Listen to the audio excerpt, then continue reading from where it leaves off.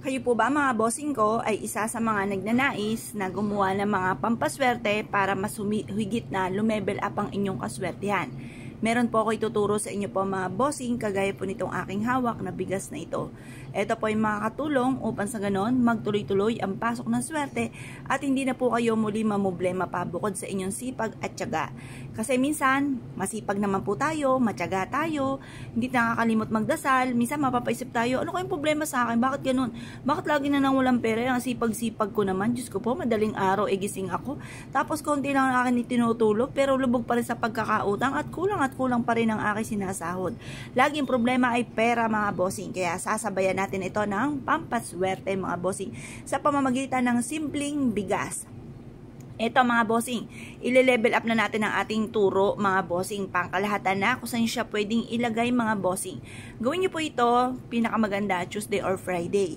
Pero kung ikaw ay abala, gawin niyo ito kahit anong araw basta't ikaw ay hindi nagmamadali sa pagwi-wish kasi yun ang pinaka numero 1 na magdadala po doon. Tapos yung magwi-wish ka ng mula sa inyo pong puso, yung kung anong binubukan ng bibig ay siya rin pong tinatakbo ng inyo pong isipan mga bossing. Kasi minsan may mga pagkakataon nagwi-wish tayo pero iba yung binubukan ng ating bibig, iba rin po tinatakbo ng ating isipan. Ngayon po may masabi lang na ikaw ay gumawa ng pampaswerte. Ngayon po mga bossing, huwag pong ganon. Kailangan focus ka lamang. Mag-wish ng mula sa inyo pong puso at matutupad po yan. Ngayon po mga bossing, harap ka sa may silangan ng mga 6:30 or kaya alas 7. Pwede nyo rin itong gawin ng pulmon mga bossing. Ngayon po mga bossing, pag tapos na po kayo, mag-wish ka. Pag sa umaga, 6:30 or alas 7, matatapos ang pagbibilad hanggang alas 8 ng umaga. Pag naman full moon, ginawa nyo po siya, simulan nyo siya na alas 7 or kaya alas 8, i-overnight natin siya para sakop yung full moon at ganun din po mga bossing ko, ang sinag ng araw sa umaga. Kukunin nyo siya, i-overnight po natin hanggang alas 8 ng umaga. Pagtapos, mag-wish ka na lahat ng gusto po ninyo na magkaroon kayo ng maraming pera, magkakaroon ako ng maraming pera, matutupad lahat ang mga pangarap ko, gano'n ang mga wishes, mga bossing.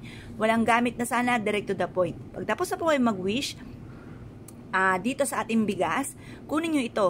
Pwede kayong maglagay sa likod ng pintuan ninyo or bago pumasok or sa hapagkainan kung saan kayo nakain. Pwede rin kayo maglagay sa inyong altar. Pwede rin naman kayo maglagay sa ilalim ng inyong higaan.